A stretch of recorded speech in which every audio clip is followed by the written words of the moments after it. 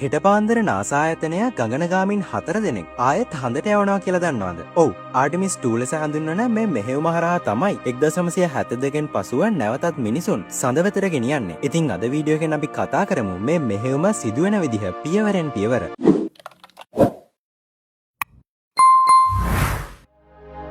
ඔරායන් යානය රගත් SLS රොකට්ටුව දියත් කරන්න බලාපොරොත්තු වෙන්නේ ඇමරිකාවේ ෆ්ලොරිඩා ප්‍රාන්තයේ පිහිටලා තියෙන කැනඩි අභ්‍යවකාශ මධ්‍යස්ථානයේ ලොන්ච් කම්ප්ලෙක්ස් 39B දියත් පුවරුවෙන්. ඒ එළඹෙන අප්‍රේල් 2 වෙනිදා ශ්‍රී ලංකා වේලාවෙන් පාන්දර 3:54ට. සාමාන්‍යයෙන් දියත් කරන්න පැය 2කට විතර කලින් ගගනගාමීන් 4 දෙනා ඔවුන්ගේ සියලුම පරීක්ෂාවන්ගෙන් අනතුරුව ඔරායන් යානයේ ක්‍රූ මොඩියුල් එකේ සීට්ස් වල ස්ථානගත වෙන්න ඕනේ. ඉන්පසුව යානය සහ රොකට්ටුවේ සියලුම පද්ධති නැවත පරීක්ෂාවට ලක් කරලා සියල්ල නිවැරදිද කියලා තහවුරු කරගන්නවා. සියල්ල නිවැරදි නම් ඉතින් මෙතනින් පසුව තමයි රොකට්ටුව දියත් වීම සිදු වෙන්නේ. අපි දැන් පියවරෙන් පියවර බලමු ඒක වෙන විදිහ. මුලින්ම රොකට්ටුව දියත් කරන වෙලාවට හරියටම තප්පර 6කට පෙර කෝ ස්ටේජ් එකේ RS-25 එන්ජින් 4 ක්‍රියාත්මක කරනවා. ඉන්පසුව කවුන්ට්ඩවුන් එක තප්පර 0 වෙද්දිම දෙපැත්තේ තියෙන සොලිඩ් රොකට් බූස්ටර්ස් දෙක ක්‍රියාත්මක වෙනවා. එතකොට තමයි රොකට්ටුව ඉහළට එසවෙන්න පටන් ගන්නෙ. ආරම්භයේදී ටොන් 2200ක පමණ ස්කන්ධයකින් යුතු මේ රොකට්ටුව ඉහළට ඔසවන්න නිව්ටන් මිලියන 39ක පමණ තෙරපුම් බලයක් එන්ජින් වලින් ලබා දෙනවා.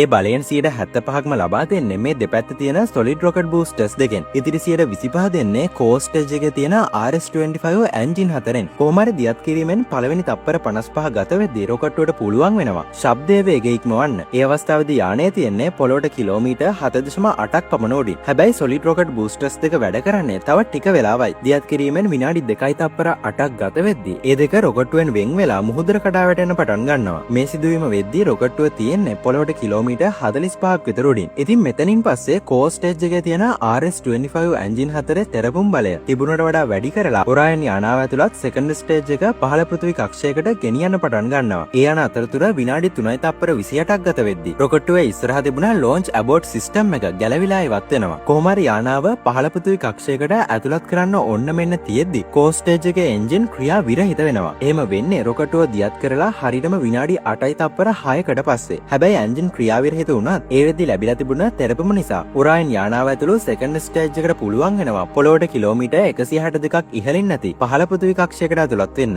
ඊට පස්සේ කෝ ස්ටේජ් එක සෙකන්ඩ් ස්ටේජ් එකෙන් වෙන් වෙලා පැසිෆික් සාගරයට කඩා වැටෙන්න පටන් ගන්නවා. දැන් පහළ පෘථිවි කක්ෂයේ තියෙන්නේ සෙකන්ඩ් ස්ටේජ් එක සහ ඔරායන් යානාව විතරයි. ඉන්පසුව සෙකන්ඩ් ස්ටේජ් එක එහෙම නැත්නම් ICPS එක එහි එන්ජින් ස්ථාන දෙකකදී දෙවරක් දහනය කිරීම හරහා ඔරායන් අභ්‍යවකාශ යානාව පැය 24ක ආවර්ත කාලයක් ඇති එලිප්සාකාර ඉහළ පෘථිවි කක්ෂයකට ගෙනියනවා. මේ කක්ෂයේ දුරස්තම ලක්ෂය තියෙන්නේ පෘථිවියට කිලෝමීටර් 74000ක් විතර දුරින්. ඒ වගේම ආසන්නතම ලක්ෂය තියෙන්නේ කිලෝමීටර් 185ක් දුරින්. ඉතින් මේ ඉහළ පෘථිවි කක්ෂයට ඔරායන් යානාව ඇතුළත් කිරීමෙන් අනතුරුව සෙකන්ඩ් ස්ටේජ් එක වෙන ICPS එක ඔරායන් යානාවෙන් වෙන් වෙනවා. මේ දේ සිද්ධ වෙන්නේ රොකට්ටුව දියත් කිරීමෙන් පැය 3යි විනාඩි 22කට පසුව. ඉතින් මේ ස්ටේජ් එක යානයෙන් වෙන් වුණාට පස්සේ ගගනගාමීන් පොඩි පරීක්ෂණයක් කරනවා. ඔවුන් පරීක්ෂා කරලා බලනවා ඔවුන්ගේ පාලනය යටතේ ඔරායන් යානයට ආයෙ සෙකන්ඩ් ස්ටේජ් එකට ආසන්න වෙන්න පුළුවන්ද කියලා. මොකද අනාගත මෙහෙයුම් වලදී චන්ද්‍රයාට ගොඩ බහින්න නම් ඔරායන් යානයකට අභ්‍යවකාශයේදී චන්ද්‍රයානයකට සම්බන්ධ වෙන්න ඕනේ. ඉතින් ඒකට පෙරහුරුවක් වශයෙන්ුයි මේක සිදු කරන්නේ. කොහොම හරි මේ පරීක්ෂාව රොකට්ටුව දියත් කරලා පැය 4යි විනාඩි 53ක් වෙද්දී අවසන් වෙනවා. ඉන්පසු ඔරායන් යානයේ සර්විස් මොඩියුල් එකේ තියෙන ප්‍රධාන එන්ජින් දහනය මගින් යානයේ චන්ද්‍රයා වෙතට ගමන් කළ හැකි කක්ෂයකට ඇතුළත් වීමට පහසු වන පරිදි දැනට පවතින කක්ෂය සුළු වෙනස්කම් කීපයක් සිදු කරනවා. ඉතින් කොහොම හරි යානයක ඇතුළත් වුණ ඉලිප්සාකාර කක්ෂය දිගේ ගමන් කරලා ඒ කක්ෂය පෘථිවියට ආසන්නතම ලක්ෂයට ළඟා වෙනවා. මෙන්න මේ අවස්ථාවේදී යානයේ ප්‍රධාන එන්ජින් දහනය මගින් ප්‍රබල තෙරපුමක් ලබාගෙන යානය පෘථිවි කක්ෂයෙන් මිදී චන්ද්‍රයා වෙත ගමන් කළ හැකි කක්ෂයකට ඇතුළත් වෙනවා. මේ ක්‍රියාවලිය අපි ට්‍රාන්ස්ලූනා ඉන්ජෙක්ෂන් එකක් එහෙම නැත්නම් TLI එකක් කියලාත් හඳුන්වනවා. ඒ වගේම තමයි යානාව ඇතුළත් වෙන මේ අලුත් කක්ෂය ෆ්‍රී රිටර්න් ප්‍රොජෙක්ටර් එක.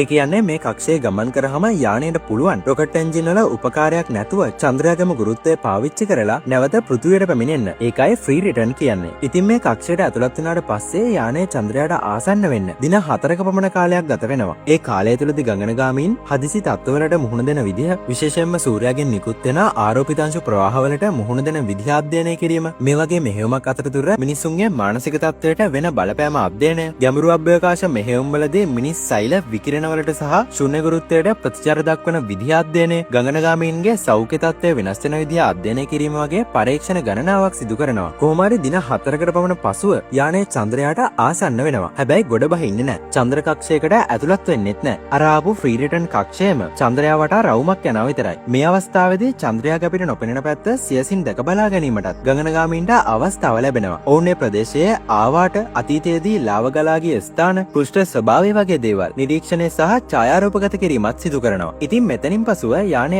ආයෙත් එන්නේ පෘථිවිය දිහාවට. පෘථිවියට සමීප වෙන්න තව දින 4ක පමණ කාලයක් ගත වෙනවා. ඉතින් කොහොම හරි යානය පෘථිවියට ආසන්න වුණාට පසුව පෘථිවි වායුගෝලයට ඇතුළු වෙන කලින් යානයේ සර්විස් මොඩියුල් එක ක්‍රූ මොඩියුල් එකෙන් වෙන් වෙනවා. ඊට පස්සේ ක්‍රූ මොඩියුල් එකේ හීට් ෂීල්ඩ් එක මේ ආකාරයට ඉදිරියට යොමු වෙන විදිහට හරවගෙන පෘථිවි වායුගෝලයට ඇතුළු වෙන්න පටන් ගන්නවා. ඒ පැයට කිලෝමීටර් 40000ක පමණ වේගයකින්. මේ අධික වේගයත් එක්ක මොඩියුල් එකේ හීට් ෂීල්ඩ් එක මත ඇතිවන දැඩි වායු ඝර්ෂණය නිසා ඒ හීට් ෂීල්ඩ් එකේ බාහිර පෘෂ්ඨය සෙල්සියස් අංශක 2700ක් දක්වා පමණ උණුසුම් වෙනවා. මේ අවස්ථාවේදී తాවකාලිකව යානය සමග සිදුවන සංනිවේදනයන් ඇන හිටින්න පුළුවන්. කොහොම හරි යානය හැම පහළ වායුගෝලයට එද්දී ඒකේ වේගය පැයට කිලෝමීටර් 520 දක්වා පමණ අඩු වෙලා යනවා. මොකද පහළ වායුගෝලයේ වායු ඝනත්වය වැඩිනේ. ඉතින් මොඩියුල් එක ඔහොම තව ටිකක් පහළට එද්දී පැරෂුට් දිග අරින්න පටන් ගන්නවා. සාමාන්‍යයෙන් මේක පටන් ගන්න යානය පොළොවට අඩි 26500ක් පමණ උඩින් තියෙද්දී මෙහිදී ඔක්කොම පැරෂුට් 11ක් අදියර 4ක් වශයෙන් දිග හරිනවා. පළමු අදියරේදී පැරෂුට් 3ක්ද, දෙවන අදියරේදී පැරෂුට් 2ක්ද,